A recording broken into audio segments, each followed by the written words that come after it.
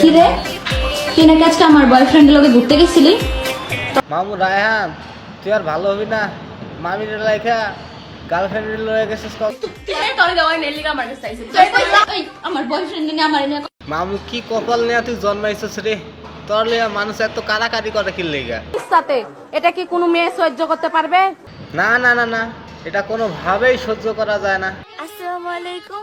আচ্ছা মামু রায়হান, সব ঠিক আছে, কিন্তু সজনী তোমার দেখিয়া মাতাল হইয়া তুই এই মায়াডারে মারলো কি লেগা? এই মায়াডারও কি কক্সবাজার লয়ে গেছিলি? আই এম স্বামী নেগো। আচ্ছা মামু চল এবার একটা গান কই। তোমাকে চাই আমি আরো কাছে। তোমাকে বলার আরো কথা। আমি টিকটকে নতুন। টিকটকে পুরান। এখনকার বড় ফ্যান পরিষ্কার করতে চায় না, তো লম্বা ছেলে থাকলে ফ্যানটা পরিষ্কার করতে সুবিধা হবে। মামু রায়হান, তুই একেবারে পারফেক্ট আছস।